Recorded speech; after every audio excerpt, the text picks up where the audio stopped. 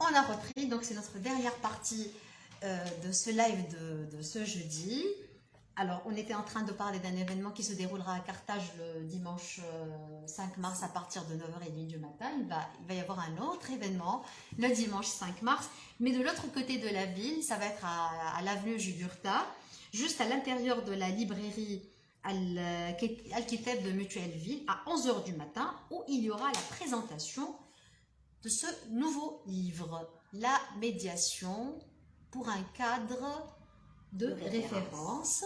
C'est un livre qui est écrit par la professeure Souad Babaï Youssef, qui est juste à côté de moi. Bonsoir, professeur. Bonsoir, je vous présente. Vous êtes professeur à la faculté de droit de Tunis. Vous êtes spécialiste du droit des contrats.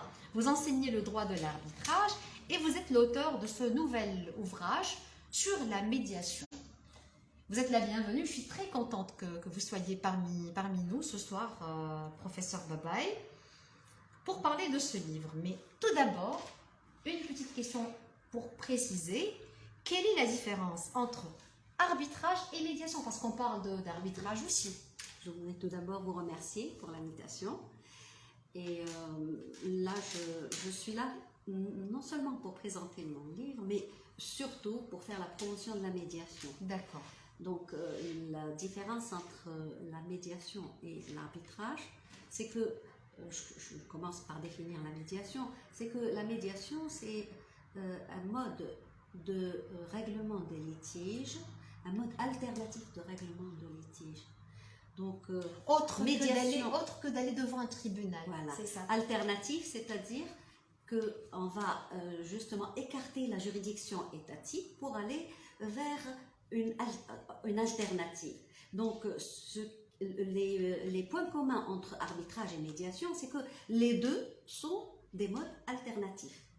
Mais alors que l'arbitrage est un mode alternatif, mais juridictionnel, c'est une juridiction, tout comme la justice judiciaire, mais une juridiction privée. C'est exactement comme la différence entre l'hôpital et la clinique. Donc, mais il s'agit d'un mode conflictuel, d'un mode plutôt juridictionnel. On va devant une juridiction, mais on choisit, au lieu d'aller devant une juridiction étatique, on choisit de fuir toutes les dérives de la justice judiciaire, l'encombrement des tribunaux, la lenteur de la procédure. On essaie d'éviter tout ça en allant vers l'arbitrage. D'accord. Alors que la médiation, c'est également un mode alternatif, mais un mode amiable. Et ça se caractérise par cet aspect amiable. Donc, il ne s'agit pas du tout d'un mode conflictuel. On n'est pas devant un tribunal. On est au contraire dans une situation où les parties en conflit vont avoir la maîtrise de leur affaire. D'accord. Et c'est un mode amiable. On fait appel à une tierce personne, qui est le médiateur. Mais c'est un métier, ça. C'est un métier. C'est un métier, justement. Oui. On fait appel à un médiateur, mais pas pour trancher le litige ou pour régler le conflit ou pour donner la solution, non.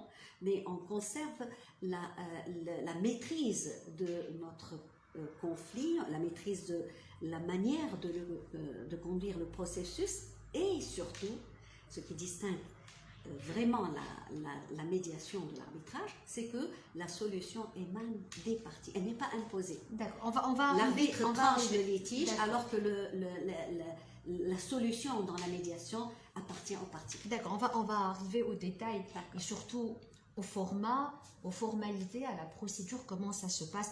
Mais juste avant cela, quelques petites questions comme ça de culture générale, Madame Babaï. Est-ce qu'il y a toute une matière ou une spécialité dans le droit dédiée à la médiation? Est-ce qu'on peut considérer cela comme une branche du droit ou de l'enseignement du droit? C'est une matière de droit. Et actuellement, elle n'est pas bien connue. Le problème, c'est que la médiation est en Tunisie encore méconnue. Alors que dans le monde, elle connaît un essor considérable et on est en train de promouvoir les modes amiables de règlement des litiges.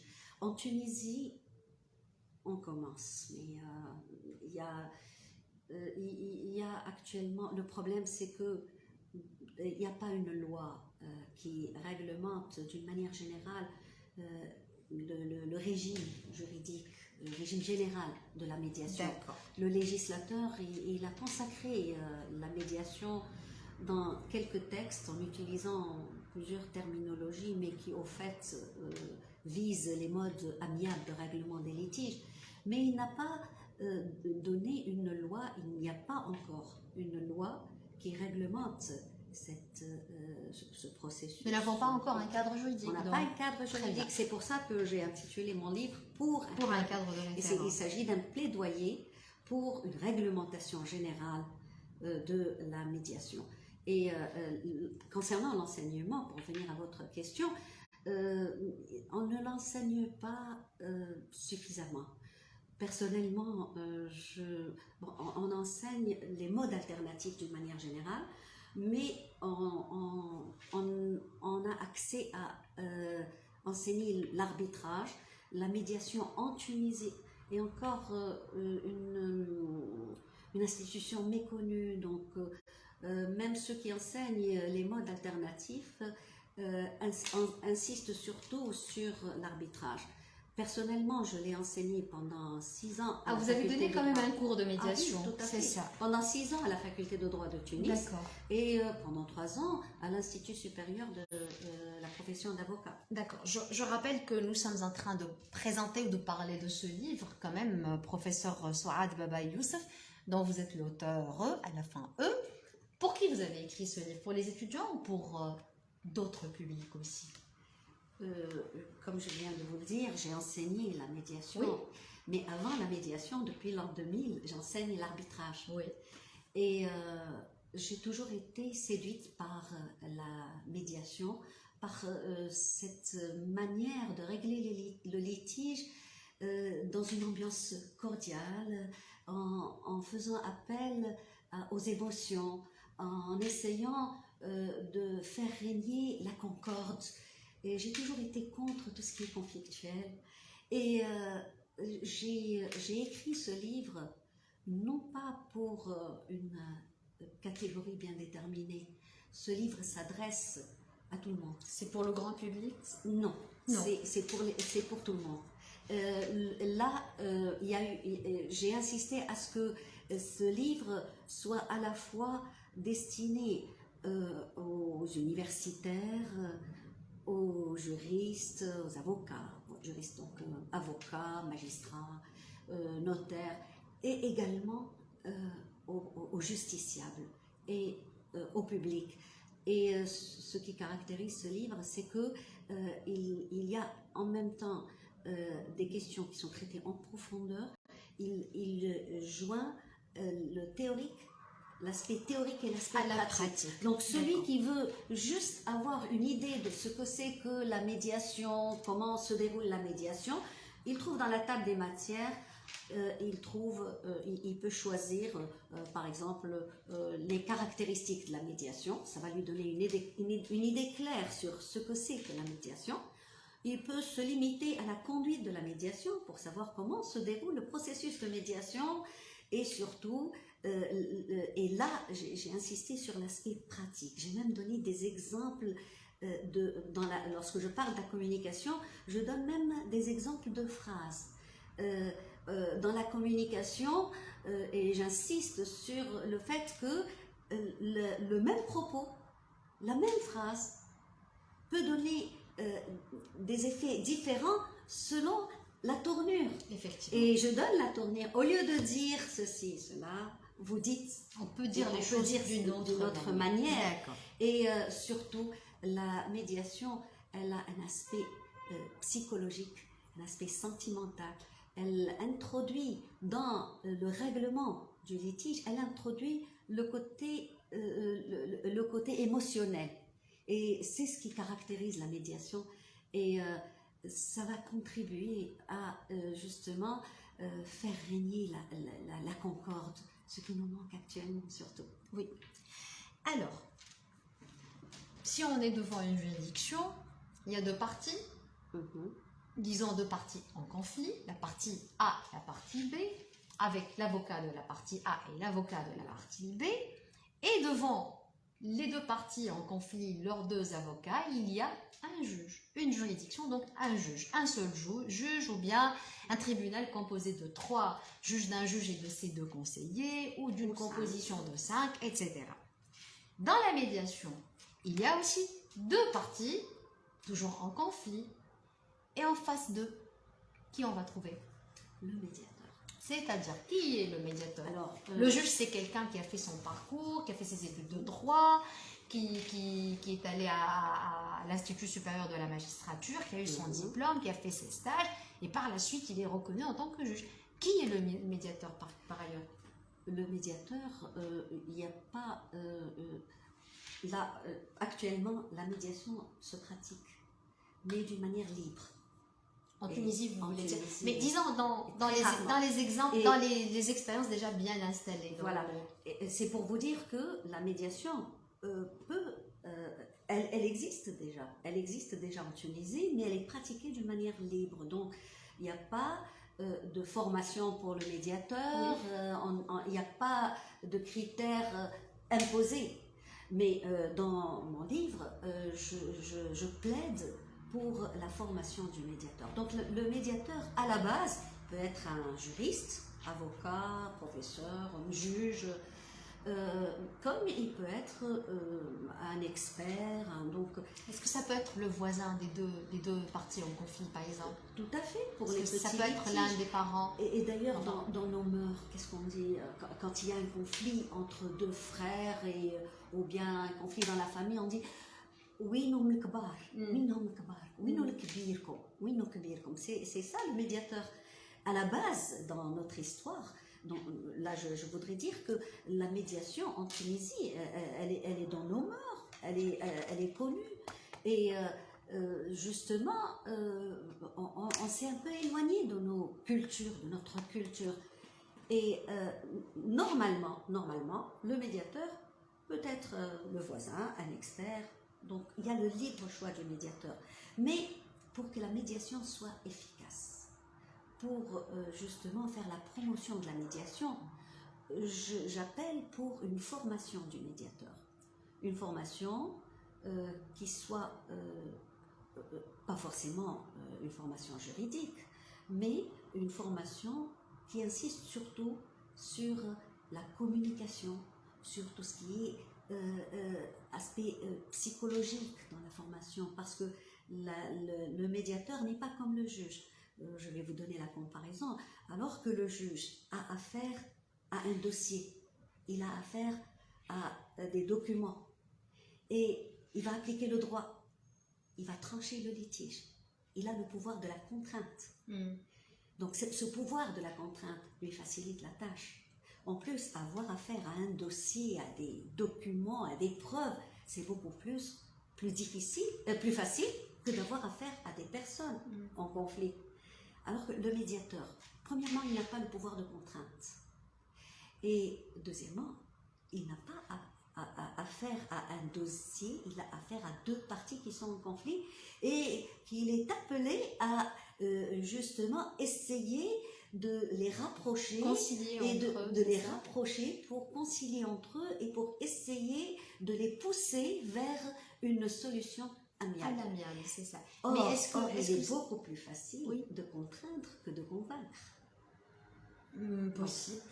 Oui, beaucoup plus difficile de convaincre des gens qui sont dans 2 positions opposées, de les convaincre de se rapprocher, et surtout de les convaincre de quoi? De les convaincre de renoncer. Comment est-ce qu'on choisit le médiateur? Actuellement, il n'y a pas de règles pour le choix du médiateur, et il n'y a pas de formation, puisqu'il n'y a pas de loi.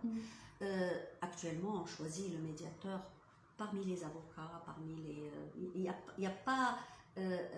a pas un statut de médiateur. Et là, dans mon plaidoyer, j'appelle à une formation pour le médiateur, et à ce que le médiateur, je l'appelle le médiateur agréé. Donc j'appelle à un encadrement du médiateur. C'est-à-dire qu'il faut créer une instance il faut créer, qui sera là pour réguler le métier ou le rôle, la mission de médiateur. Je parle même de profession. Profession, donc oui. c'est Dans le carrément, monde, c'est un professionnel. dans le monde, il y a 3 systèmes. Il y a les systèmes d'accréditation. 3 systèmes. Il y a le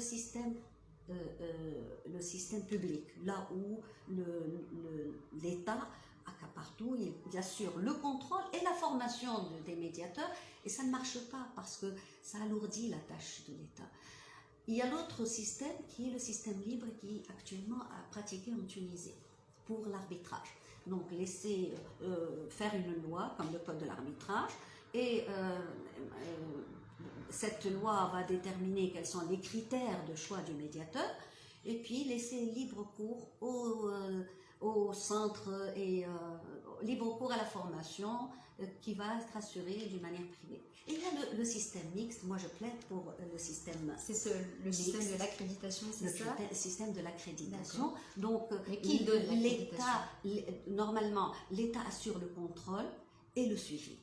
Il assure le contrôle en promulguant la loi qui va déterminer non seulement les critères de choix du médiateur, mais en plus la formation, le programme de formation du médiateur. Donc la loi générale va déterminer les critères de la médiation et elle va préciser qu'il faut une formation. Après, par décret, il va y avoir, l'État va établir le programme de formation et elle va nommer une instance. Moi, j'opte pour une instance nationale d'accréditation. Cette instance, elle va intervenir en amont et en aval. En amont, elle va intervenir pour donner l'autorisation au centre et l'accréditation. C'est elle qui va accréditer les centres. Donc, on ne parle pas de médiateur accrédité, on parle de centre de médiation accrédité. Et ce centre de médiation, il ne peut fonctionner que lorsqu'il a l'accréditation de cette instance et il doit appliquer le programme établi par l'État et par la suite cette instance elle doit assurer un contrôle continu. C'est-à-dire qu'une fois on a l'accréditation, on ne va pas être tranquille et se dire bon maintenant on peut faire ce qu'on veut. Non, il faut contrôler le fonctionnement de ces centres et ce sont ces centres qui vont accorder l'agrément au médiateur. D'accord. À la suite d'une formation bien établie. Donc le contrôle se fait en amont et en aval. D'accord. Est-ce qu'il y a plusieurs types de médiation? Il y a plusieurs types Quels de médiation. Quels sont les types de médiation? On parle il y a la médiation dans plusieurs domaines, mais il y a 2 types de médiation. La médiation conventionnelle, c'est la médiation qui émane de la convention des parties. Les parties choisissent d'aller vers un médiateur au lieu d'aller devant le tribunal. Donc c'est la médiation, c'est un accord entre 2 personnes pour justement, en cas de conflit, résoudre trouver une solution. Voilà, résoudre à l'amiable. Une solution gentille, c'est ça. En faisant appel à une tierce personne qui est le médiateur. Ça, c'est la médiation conventionnelle. Mais cette médiation peut être exhortée par le juge au cours d'une procédure judiciaire. C'est la médiation judiciaire. Elle peut être imposée par la loi. La loi va imposer le passage, ça devient un passage obligatoire, une médiation obligatoire. Elle va imposer le passage par la médiation avant d'aller devant la justice, devant le tribunal. Comme les parties, devant une juridiction étatique, ils sont en cours de procédure, décident en cours de procédure d'arrêter le procès et d'aller vers la médiation. Et dans ce cas-là, la différence entre la médiation conventionnelle et la médiation judiciaire réside dans le fait que la médiation judiciaire, elle est greffée sur une procédure.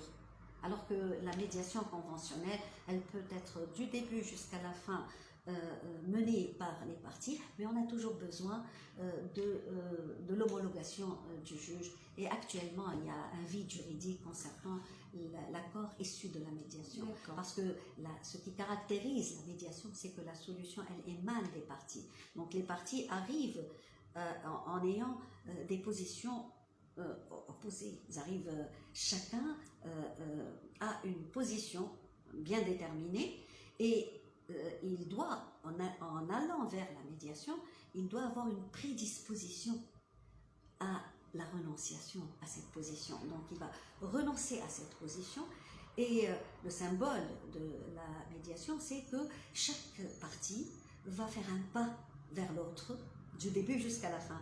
Chaque partie va faire un pas. Grâce à quoi? Grâce à la communication.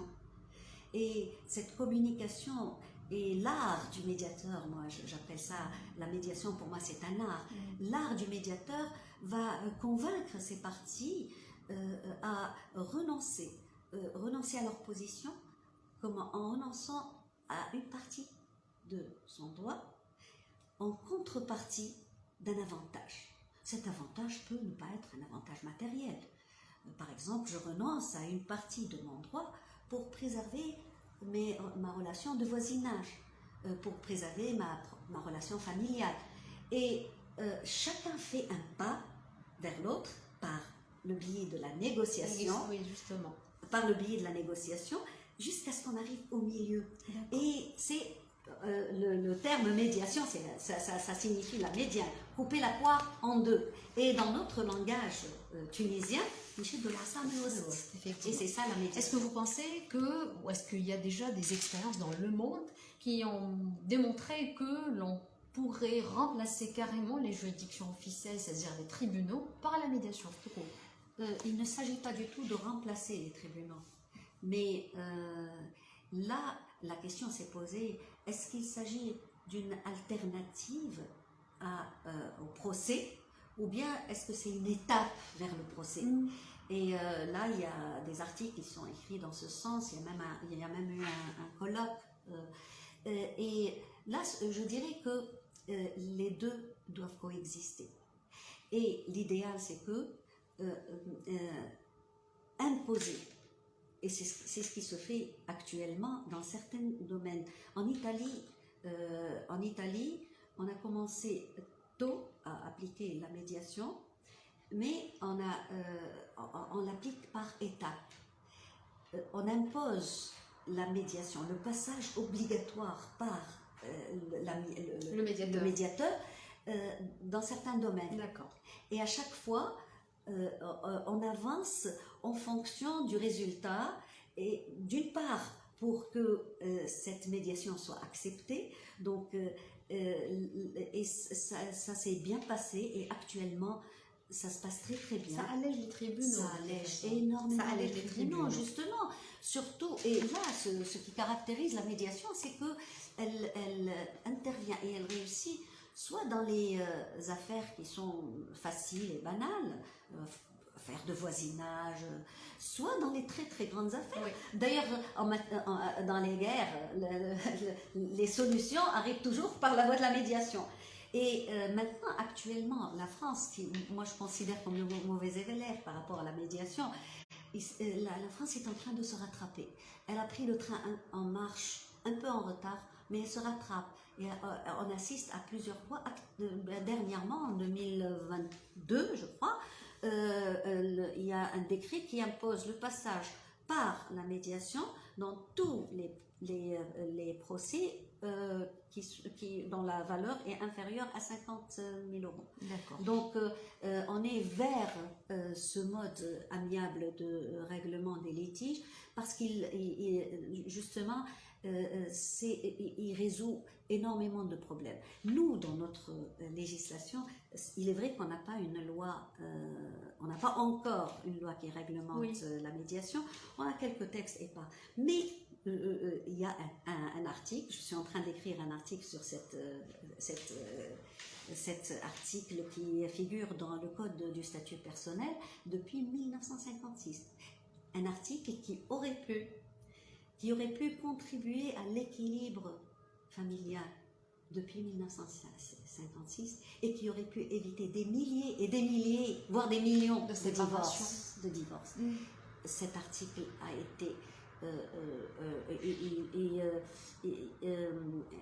il n'a pas été appliqué du tout. Et moi, dans mon article, je l'intitule « Exhumer un article à exhumer. L'article 25 du Code du statut, un article à exhumer. Il existe depuis 1956. Il aurait pu faire de la Tunisie... De quoi parle cet article il aurait, pu, il aurait pu faire de la Tunisie les pionniers de la médiation familiale. D'accord. Cet article, d'ailleurs, il est sous l'intitulé les conflits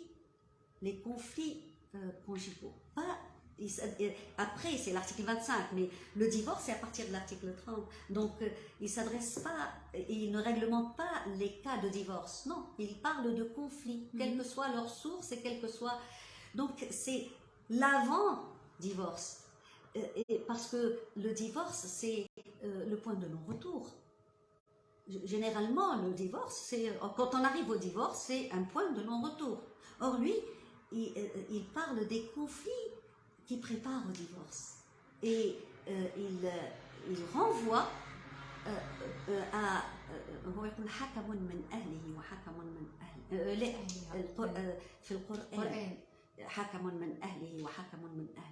et cet article s'est inspiré justement de ce verset. En fait. Il s'est inspiré de ce verset pour dire qu'il faut, le juge doit. Et la formulation, elle est, il ne cite pas la sanction, mais une formulation obligatoire. Le juge doit, donc le juge doit renvoyer les parties devant, il parle de deux arbitres, mais le terme arbitre, c'est l'appellation arbitre est impropre parce que par la suite il dit les arbitres vont les concilier. Or, lorsqu'on je viens de donner la différence entre arbitrage et médiation. L'arbitre ne concilie pas, l'arbitre il tranche le litige. Donc le terme concilier indique que l'objectif de cet article, c'est de concilier les parties. C'est plutôt la médiation. C'est plutôt la médiation. D'accord. Pour clôturer, professeur Babaï, le résultat, ou bien on aboutit, ou bien on échoue. Et alors, quel est le sort dans les deux cas de figure? Voilà. Qu'est-ce qui advient par la suite? Donc là, ce qui caractérise la médiation, c'est que la solution n'est pas imposée. Et il faut que le médiateur le dise dès le départ, pour mettre les parties à l'aise, en leur disant, vous allez tenter de trouver la solution à l'amiable. Si vous n'arrivez pas, vous n'avez rien perdu. C'est une tentative. Ou bien on va gagner, et c'est tant mieux, ou bien on ne perd rien. Vous avez toujours le droit d'aller devant le juge. Vous conservez toujours votre droit d'aller devant le juge. Jusqu'au dernier moment, jusqu'avant la signature, vous n'êtes pas obligé et vous n'avez aucune contrainte. Vous pouvez arrêter la procédure, interrompre la procédure et même l'interrompre sans raison.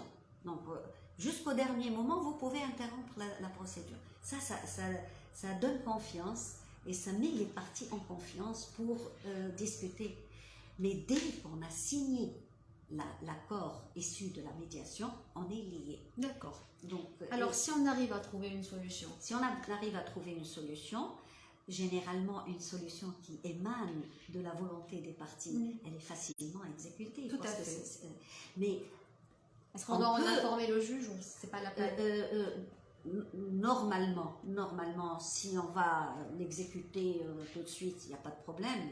Mais justement, pour protéger cet accord de médiation, il est préférable de le soumettre à l'homologation du juge. On dirait l'officialiser. Pour l'officiel, pour lui accorder la force exécutoire. Parce que la force obligatoire, il l'a dès la signature. En fonction, même s'il n'y a pas une loi spéciale, parce qu'on va appliquer le droit commun, en fonction des règles du droit commun. Puisqu'ils se sont mis d'accord dès le début. Bien sûr, le contrat et la loi des parties. Et si jamais on n'arrive pas à une solution commune? Si on n'arrive pas à une solution, là, la possibilité d'aller devant le juge reste ouverte. Et là, il y a justement cette articulation médiation-arbitrage ou à la médiation juridiction judiciaire. Elle est entourée elle doit être entourée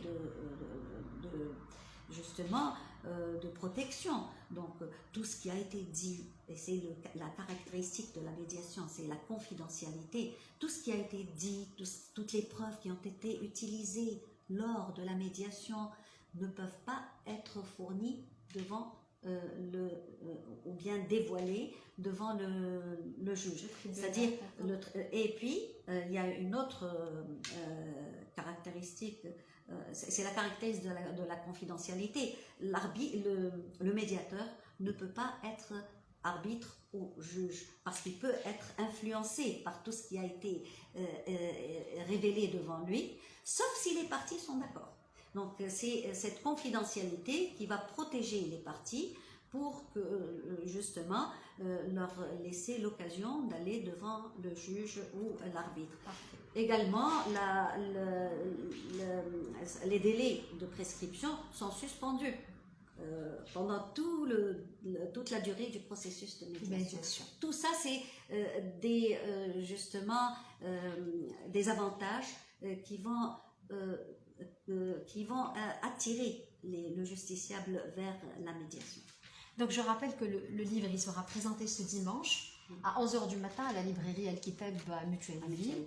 Le titre c'est La médiation pour un cadre de référence. Je ne sais pas, professeur Souad Baba Youssef, qu'est-ce que vous voulez ajouter par rapport à tout ce qu'on a dit, par rapport à mes questions, aux questions que je vous ai posées, et vous avez libre cours pour inviter les personnes qui nous regardent à venir assister à votre présentation le dimanche matin. Justement, je leur demande de venir très nombreux parce que là, c'est un mode de règlement des litiges qui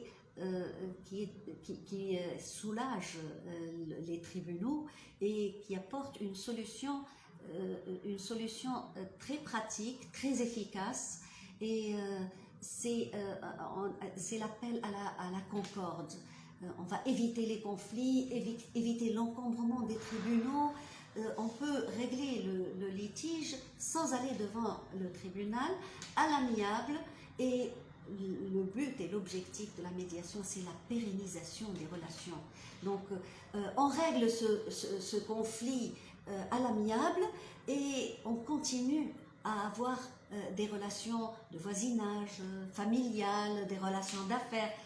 Et là, il faut communiquer. J'appelle à la communication. À la base de tout conflit, il y a l'absence de communication. Il y a un dicton africain qui dit il n'y a pas deux personnes qui ne s'entendent pas. Il y a deux personnes qui n'ont jamais discuté. Merci infiniment, professeur Babaye. Donc, on se donne rendez-vous à dimanche. Merci beaucoup.